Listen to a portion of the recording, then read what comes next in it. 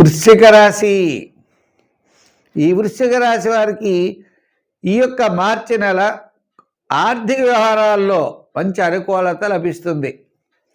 నూతనమైన ప్రయత్నాలు లాభిస్తాయి. చాలా ప్రోత్సాహకరమైనటువంటి మాసం మార్చి నెల. బంధుమిత్రుల యొక్క సహాయ సహకారాలు లభిస్తాయి. శుభ పుణ్యరూపమైనటువంటి కార్యక్రమాల్లో పాల్గొంటారు. దూరం నుండి శుభవార్తలు అందుతాయి. అయితే చిన్న అంటే రూపాయికి రూపాయిన్నర ఖర్చు అయ్యేటువంటి పరిస్థితులు ఉంటాయి.